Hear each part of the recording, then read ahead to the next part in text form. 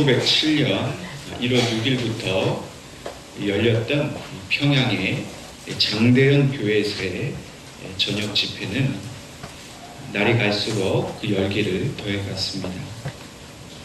그러다가 14일이 되어서 그날 저녁에 그 당시 능력의 종으로 말씀을 선포하던 이 길선주 장로가 갑자기 설교하는 중에 회중 앞에서 자신의 죄를 공개적으로 자복하는 일이 일어났습니다. 길선주 장로는 이렇게 말을 했습니다. 나는 아간과 같은 자입니다. 나 때문에 하나님이 축복을 주실 수가 없었습니다. 약 1년 전에 내 친구 중 한 사람이 임종시에 나를 자기 집으로 불러서 말하기를 길장로, 나는 이제 세상을 떠날 것 같으니 내 재산을 잘 정리해 주시오. 내 아내는 셈이 약하기 때문이요. 라고 부탁했습니다. 나는 내가 잘 돌보아 드릴 테니 염려 말라고 대답했습니다. 그러나 미망인의 재산을 관리하다 나는 미화 100달러 상당의 금액을 사취했습니다. 나는 하나님의 일을 방해해 온 것입니다. 내일 아침에 그 돈 전액을 미망인에게 돌려드리겠습니다. 이 길선주 장로의 예기치 않은 이 고백을 통해서 그곳에 모여서 예배를 드리던 모든 사람들의 그 상한 심령이 하나님께로 인도함을 받았습니다. 길선주 장로의 회개가 있은 이후에 그렇게 무겁게 짓누르고 있었던 그 영적인 방해의 장벽도 그 순간 무너지게 되었습니다. 그리고 하나님의 성령이 그곳에 모인 모든 사람들에게 임재하였습니다. 사람들은 한 사람씩 앞으로 나와서 울면서 자신의 죄를 회개하기 시작했습니다. 한 사람이 회개를 하며 또 다음 사람이 나와서 회개를 하고 또 다음 사람이 나와서 자신의 그 추악하고 더러운 모든 죄를 공개적으로 고백하기 시작했습니다. 밤이 지나고 새벽이 될 때까지 그 회개의 고백은 끊어지지 않았습니다. 이기람 선교사가 이제 우리 함께 같이 기도하며 통성으로 하나님 앞에 회개하십시다 라고 요청했을 때 그곳에 모인 모든 사람들이 한결같이 다 통에 자복하며 하나님 앞에 울부짖기 시작했습니다. 길선주 장로의 이 회개의 고백은 마치 뇌관에 불이 붙은 것처럼 폭발적인 그런 회개의 역사로 이어졌습니다. 성령께서 그곳에 함께 하시니 그 무뎌지고 또 굳어졌던 성도들의 마음이 열려지고 그동안 감추었던 모든 죄가 그곳에서 드러나게 된 것입니다. 그곳에 참석했었던 한 외국에서 온 선교사는 자신의 본국에 그때 일어난 일을 보고하면서 이렇게 말했습니다. 조선 사람들의 기도 소리가 마치 하늘 보좌를 향해서 표효하는 것 같았습니다. 이처럼 성령의 역사는 한 사람 이 길선주 장로의 회개를 통해서 온 평양에 그 불과 같이 일어나게 되었습니다. 성령께서는 회개하는 민족을 그냥 내버려 두시지 않았습니다. 이 성령의 회개의 역사, 부흥의 역사는 이 평양으로부터 시작해서 온 조선 반도의 전국에 다 퍼지게 되었습니다. 이러한 성령의 부흥의 역사는 사실 이미 2000년 전에 예루살렘에서부터 시작되었습니다. 그때 오순절 성령 강림 사건이 있었습니다. 그리고 직후에 베드로와 11사도가 그 자리에 있었던 이방에서부터 온 유대인들에게 담대히 복음을 증거하기 시작했습니다. 그 복음의 내용은 오늘 우리가 함께 읽은 사도행전 2장에 그 본문에 앞서 있는 22절부터 36절까지 내용이었습니다. 그 예수님께서 너희가 죽였고 그 예수님은 부활하셔서 지금 우리와 함께 하신다는 말씀입니다. 특별히 25절의 말씀에 이렇게 기록합니다. 다윗이 그를 가리켜 이르되 내가 항상 내 앞에 계신 줄을 배웠으며 나를 요동하지 않게 하기 위하여 그가 내 우편에 계시도다. 베드로는 이 구절을 인용하면서 바로 여기서 다윗이 말하는 그 주님이 예수 그리스도라는 사실을 증거하였습니다. 그래서 예수님은 돌아가시고 끝나는 것이 아니라 항상 내 앞에 계신 것처럼 부활하셨다라고 베드로는 증거하였습니다. 그리고 마지막으로 베드로는 36절 말씀에 그런즉 이스라엘 온 집은 확실히 알지니 너희가 십자가에 못 박은 이 예수를 하나님이 주와 그리스도가 되게 하셨느니라 라고 베드로가 선포하였습니다. 이 마지막 36절 말씀의 핵심 내용은 바로 이렇습니다. 너희는 하나님의 아들을 죽인 죄인이다 라는 말입니다. 이제껏 유대인들은 예수라는 사람을 죽인 일에 대해서 한 번도 죄책감을 가져본 적이 없었던 사람입니다. 예수의 죽음과 자신들은 전혀 무관하다라고 그들은 생각했었습니다. 그런데 베드로의 이 선포 때문에 놀라운 일이 일어났습니다. 저와 여러분이 함께 읽은 본문 37절 말씀에 이렇게 증거하고 있습니다. 저희가 이 말을 듣고 마음에 찔려 베드로와 다른 사도들에게 물어가로되 형제들아 우리가 어찌할꼬 하고 베드로가 너희는 죄인이다 한 이 말을 듣고 그렇게 예수님을 핍박하고 제자들을 핍박하였던 유대인들의 마음속에 찔림이 일어났다는 것입니다. 너희는 죄인이다 이 말에 아니라 아무도 반박하지 못했다는 것입니다. 이들이 찔림을 받았다라는 것은 그 원어적 의미로 보면 이 찌르다라는 말은 때리다라는 말과 또 격하게 찔러 그 마음이 관통하다 혹은 실신시키다라는 의미의 말입니다. 다시 말해서 베드로의 설교 말씀을 들은 이 유대인들의 마음속에 그 말씀이 그들을 찔러 관통케 했다는 겁니다. 거부할 수 없는 강력한 힘으로 그들의 마음이 큰 충격을 받아서 그 말씀이 그들의 마음을 사정없이 때렸다는 것을 말하고 있습니다. 유대인들은 한순간에 무너졌습니다. 마치 권투 선수가 시합을 하다가 단 한 방의 주먹에 정신을 잃고 쓰러지듯이 유대인들의 그 완악하고 교만했던 마음이 베드로의 설교 앞에 그들은 완전히 무너져 버렸습니다. 그리고 그 말씀에 사로잡혀서 그들은 베드로와 사도들에게 자신들이 어떻게 살아야 하느냐고 그 구원의 길에 대해 물어보고 있는 것입니다. 이 시간 하나님께서는 우리에게 성령을 보내셨습니다. 그 옛날 제자들에게 오순절 성령을 보내셔서 그들을 변화시키신 것처럼 오늘 우리를 변화시키기를 원하고 계십니다. 가장 먼저 성령께서 하시는 일은 우리의 죄를 드러내시는 일입니다. 성령께서는 지금 우리가 스스로 묻어놓고 또 무의식 속에 가두어 놓은 그 죄를 드러내기를 원하고 계십니다. 여러분, 성령 충만을 받은 가장 처음 증거, 가장 중요한 증거는 죄를 깨닫게 되는 것입니다.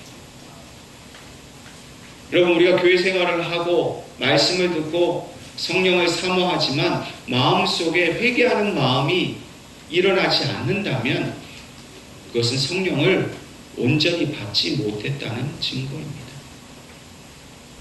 성령이 임하시는 곳에, 성령이 충만히 거하시는 곳에는 반드시 그 성령님을 통해서 우리의 마음속에 있는 죄가 드러날 수밖에 없음을 우리는 깨달아야 할 것입니다. 사람의 몸속에 암세포와 같은 이 죽은 세포들, 건강한 세포를 해치는 이 나쁜 세포들이 우리 몸속에 있으면 결코 우리는 건강할 수 없습니다.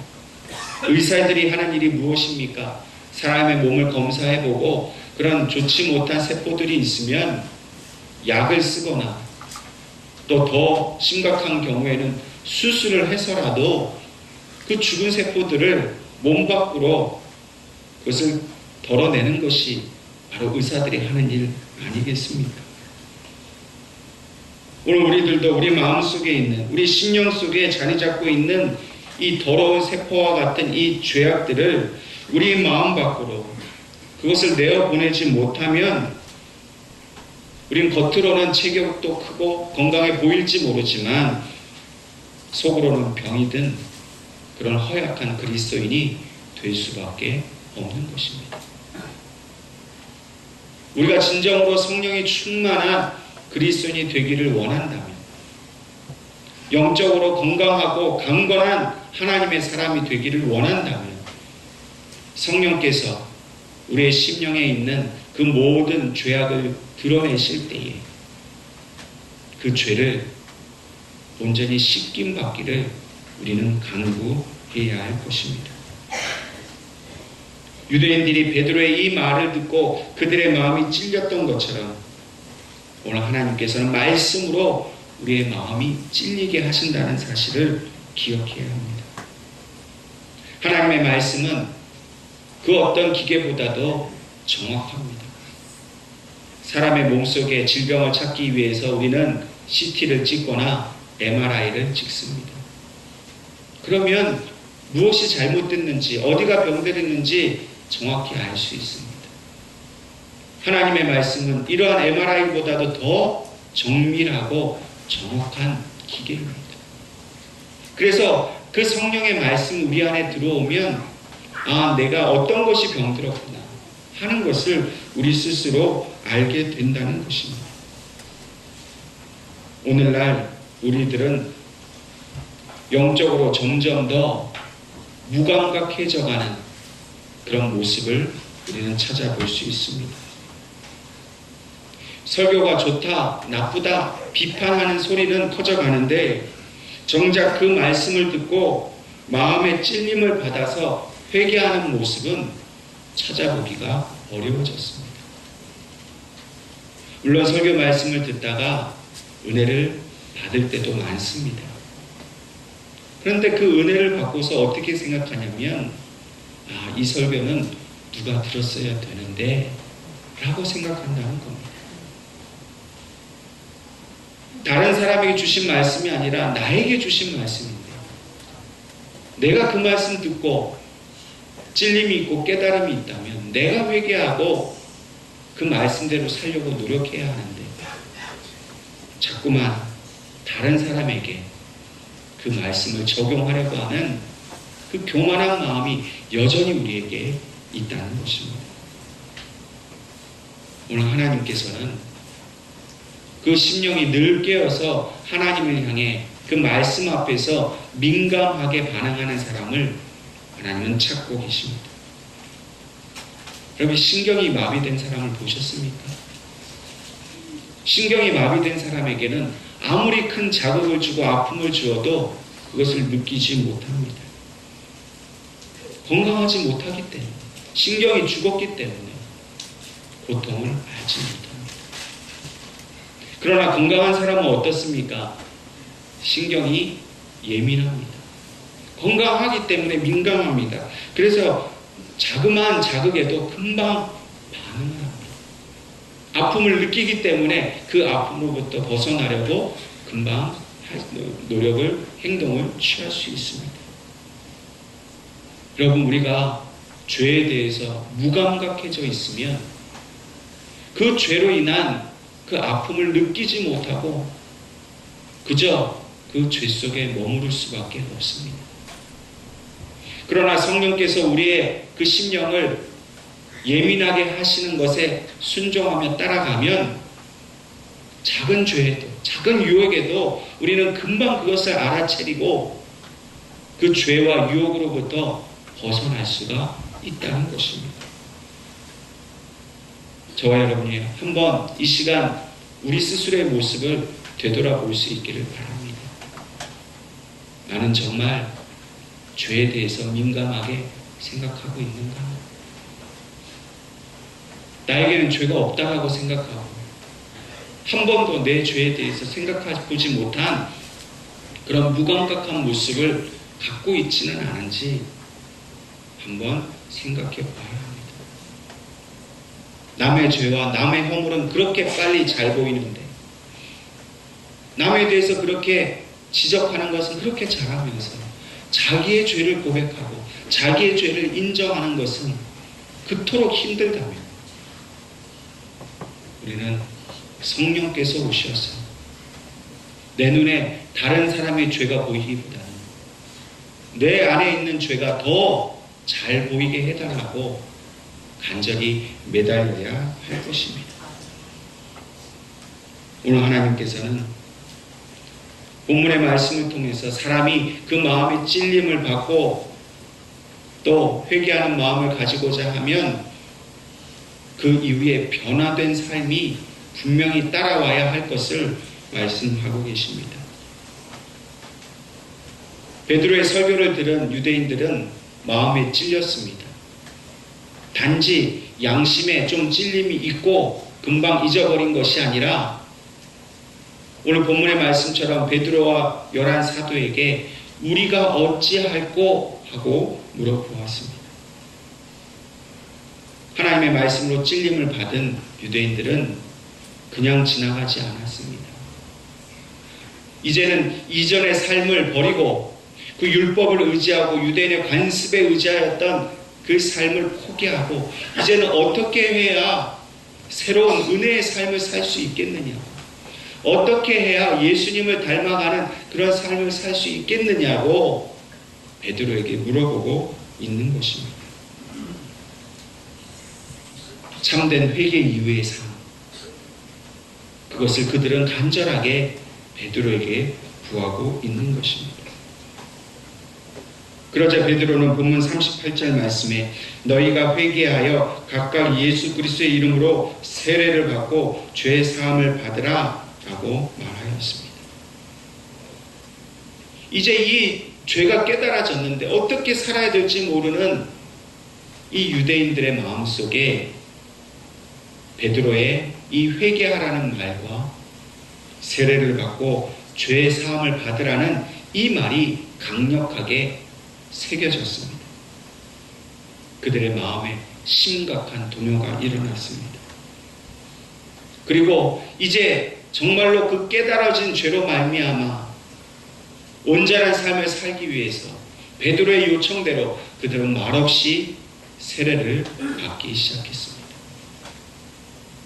예수 이름으로 세례를 받는다는 것은 이제껏 자신들이 목숨과 같이 지켜왔던 그 율법 중심의 삶, 그 성전 중심의 삶을 이제 포기한다는 것을 의미합니다.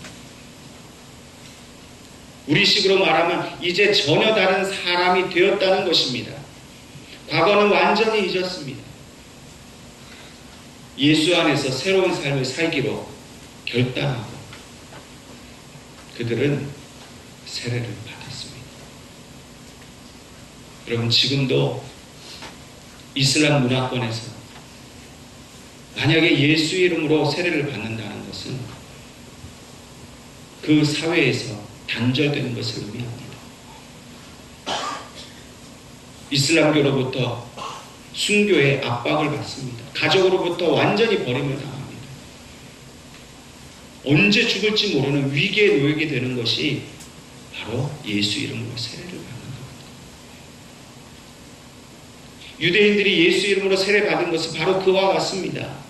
내가 유대교에서 쫓겨나도 좋고 가족들로부터 버림을 당해도 좋고 이제는 예수 이름으로 살겠다라고 그들의 삶을 그들은 변화시킨 것입니다. 종교개혁자 깔뱅은 이렇게 말하고 있습니다.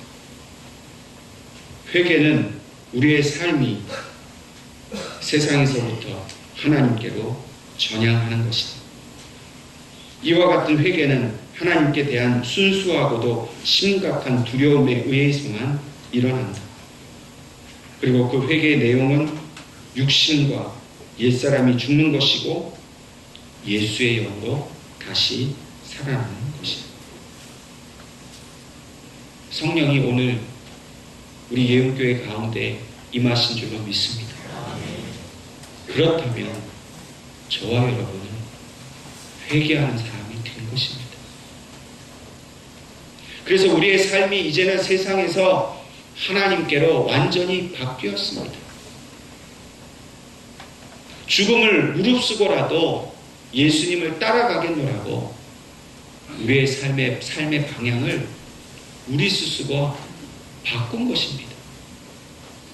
더 이상 세상의 방식대로 세상이 추구하는 돈과 명예와 권세를 따라가는 삶이 아니라 오직 예수 그리스도의 말씀과 그 가신 고난의 길 십자가의 길을 가겠노라고 결심하고 그렇게 살아가는 것이 바로 회개하는 자의 삶인 것입니다. 우리가 회개라고 할 때에 조심해야 할 것이 하나 있습니다. 우리는 흔히 회개합시다 라고 얘기하면 자신의 어떤 잘못된 행동에 대해서 후회하고 뉘우치는 생각을 하게 됩니다. 그러나 일어난 후회나 뉘우침은 회개와는 전혀 다릅니다. 이런 후회는 머릿속에만 일어나는 찔림입니다. 그래서 그 순간에는 후회하고 그러지 말아야겠다라고 생각하지만 결국 이러한 후회는 지속성이 없습니다. 순간적입니다. 근본적으로 변화하는 힘이 되지 못합니다. 오늘 우리가 이 시간을 통해서 하나님 앞에 회개한다고 하면 후회 정도로 그치는 것이 아니라 그 회개하는 마음으로 하나님 앞에 나의 삶을 온전히 바꾸어 주시기를 구하는 그런 기도가 되어야 한다는 것입니다. 내 노력으로 회개할 수 없습니다. 성령이 도와주셔야만 합니다. 옆에 사람은 모르지만 나는 내 안에 어떤 죄가 있는지 다 압니다. 그 죄가 내 노력으로 씻을 수 없다는 것을 우리는 스스로 너무나 잘 알고 있습니다. 그 죄를 누가 씻어주셔야 합니까? 성령님 밖에는 씻을 분이 없습니다. 왜 오늘 우리에게 은혜가 없습니까? 왜 아무리 교회를 다녀도 감동도 없고 기쁨도 없고 기도를 해도 찬송을 불러도 말씀을 들어도 아무런 마음에 그런 변화가 없는 이유가 무엇입니까? 죄 용서의 은혜가 없기 때문입니다. 참된 회개와 용서가 없기 때문에 아무리 말씀을 듣고 기도를 해도 그저 마음이 무덤덤해져 있을 뿐입니다. 누가복음 7장 말씀을 보면 죄인인 한 여인이 예수님을 찾아와서 눈물로 예수님의 발을 적십니다. 자기의 머리털로 그 발을 닦습니다. 그리고 향유를 부어서 그 발에 입맞춥니다. 예수님을 이 식사 자리에 초대한 한 바리새인이 그 여인의 행동을 보면서 예수가 저 여인이 죄인인 것을 알 수 있을까라고 생각을 합니다. 예수님은 바리새인의 생각을 아셨습니다. 그리고는 그에게 이렇게 말씀하셨습니다. 누가복음 7장 44절부터 47절까지 말씀입니다. 그 여자를 돌아보시며 시몬에게 이르시되 이 여자를 보느냐? 내가 내 집에 들어올 때에 너는 내게 발 씻을 물도 주지 아니하였으되 이 여자는 눈물로 내 발을 적시고 그 머리털로 닦았습니다. 너는 내게 입맞추지 아니하였으되 그는 내가 들어올 때부터 내 발에 입맞추기를 그치지 아니하였으며 너는 내 머리에 감람유도 붓지 아니하였으되 그는 향유를 내 발에 부었느니라. 이러므로 내가 내게 말하노니 그의 많은 죄가 사하여졌도다. 이는 그의 사랑함이 많으니라. 사함을 받은 일이 적은 자는 적게 사랑합니다. 여러분, 우리의 죄가 많은 것이 은혜입니다. 나는 죄 없는데요. 그렇게 할 수 없다는 겁니다. 성령이 임재하시고 십자가 앞에 서 있으면 자꾸만 내 죄가 더 많이 보인다는 겁니다. 분명히 기억하십시오. 그 죄가 많이 보이면 보일수록 그것이 그 죄의 고백이 많아지면 많아질수록 예수님이 우리를 더 많이 사랑하신다는 겁니다. 여러분, 사람은 어떤 사람을 사랑합니까? 도덕적으로 흠이 없어 보이고 매너도 좋고 잘못하지도 않고 그런 사람 사랑합니다. 부모가 자녀를 사랑하는 것 물론 순수하게 사랑하지만 그래도 조금 더 말도 잘 듣고 모범적이고 착한 일을 많이 하는 자녀가 좀 더 귀하게 여겨지는 것, 그게 부모의 마음 아닙니까? 그런데 우리 주님은 어떻게 하십니까? 말 잘 듣고 죄 안 짓고 착한 일 많이 하는 그 자녀를 사랑하는 게 아니라 더 죄도 많고 더 잘하는 것도 없고 부족한 그 자녀를 주님은 더 많이 사랑하신다. 저와 여러분은 주님 앞에 어떤 사람입니까?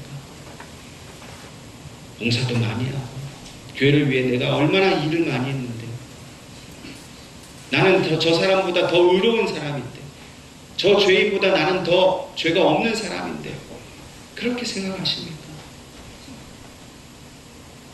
나는 저 사람보다 얼마나 부족한가? 마치 베드로의 고백처럼 나는 죄인 중에 괴수입니다 라고 고백할 때 우리 주님께서 우리를 더 많이 사랑해 주시는 줄로 믿으시기를 바랍니다. 요즘 목사님들이 이렇게 얘기를 합니다. 교인들에게 회개하라 회개하라 하면 교인들이 다 교회를 떠나니까 회개하라는 소리 하지 말라는 겁니다. 여러분, 이 시간 저를 통해 여러분들에게 회개하라고 말하는 것은 여러분들을 도덕적으로 지탄하려고 하는 말씀이 아닙니다. 우리가 회개해야만 주님의 사랑을 받을 수 있기 때문입니다. 주님의 그 자비하신 은혜, 긍휼의 은혜를 우리가 알기를 원한다면 우리의 죄를 회개하고 고백하는 길밖에 없기 때문에 오늘 이 시간 저를 통해서 하나님은 우리가 죄인임을 고백하기를 원하고 계신다는 겁니다. 여러분, 나의 죄를 고백하는 것을 두려워하지 마십시오. 내 죄가 크면 클수록 그 죄를 용서해 주신 주님의 사랑도 더 크다는 사실 때문에 우리가 기뻐하고 감사해야 합니다. 죄 용서를 받았으니까 이 도무지 갚을 수 없는 죄를 용서받았기에 더 감사하고 기쁘지 않겠습니까? 용서를 적게 받은 자는 적게 사랑한다 얘기하지 않으셨습니까? 그러므로 참된 회개는 우리에게 주신 영적인 축복입니다. 오늘날 교회는 이러한 영적인 축복을 선포하는 곳입니다. 세속적인 복을 선포하는 것. 예수 믿으면 돈 잘 벌고 질병이 낫고 자녀들도 만사 형도 잘 된다 하는 이러한 복을 전하는 것보다 내 죄를 회개하고 성령께서 나와 함께 하시는 이 귀한 영적인 축복을 증거하는 곳에 성령의 참된 풍의 역사가 일어난다는 사실을 우리는 기억해야 합니다. 우리 예은교회는 이러한 영적인 능력을 회복해야 될 줄로 믿습니다. 그렇다면 저와 여러분이 시간마다 눈물로써 우리의 죄를 하나님 앞에 고백할 수 있기를 바랍니다.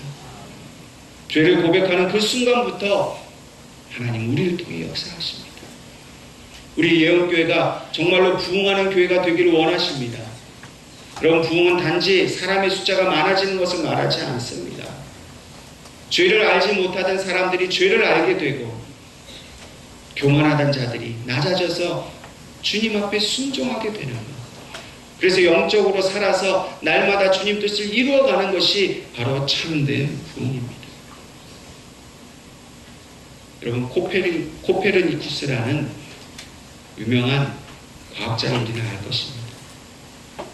그가 죽었을 때에 그의 유언을 무덤의 비석에 이렇게 새겨 놓았습니다. 나는 바울의 지혜를 구하지 않습니다. 나는 베드로의 능력을 구하지 않습니다. 오 하나님, 나는 예수님의 십자가 곁에 함께 매달렸던 회개하는 강도에게 주셨던 은혜를 구합니다. 여러분, 저와 여러분 하나님께 무엇을 구합니까? 내가 참으로 하나님 앞에 회개할 수 있는 그런 겸손한 마음을 가진 자가 되게 해달라고 기도할 수 있기를 바랍니다. 성령이 임하시는 그 증거가 나의 심령에 나타나게 해달라고 기도할 수 있기를 바랍니다. 우리 온 교회 성도들이 이렇게 회개를 구하며 기도할 때에 본문의 말씀처럼 3,000명이 회심하는 역사가 일어나게 될 줄로 믿습니다.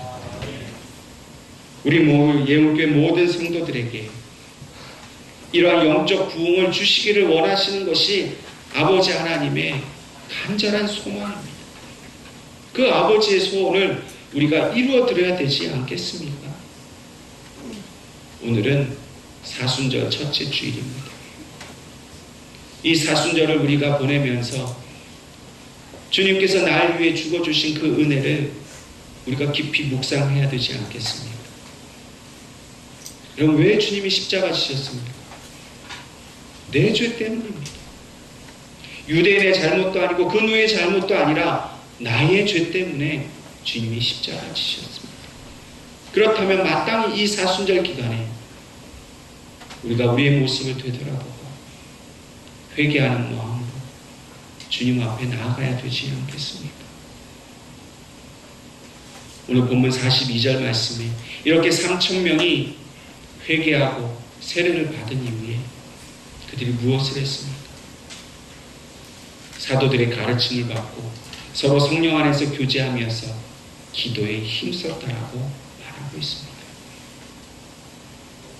여러분, 저와 여러분이 이 회개하고 죄의 용서를 받은 후에 성령께서 온전히 역사하시는 성령 공동체를 우리가 이루어가야 될 줄로 믿습니다.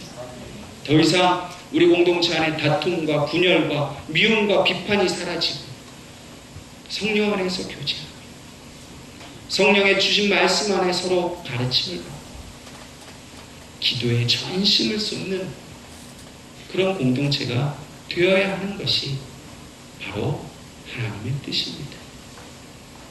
저와 여러분이 오늘 주신 말씀 앞에 겸손히 순종합니다.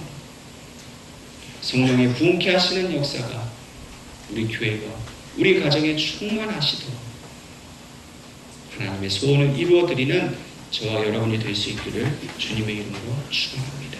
기도하겠습니다.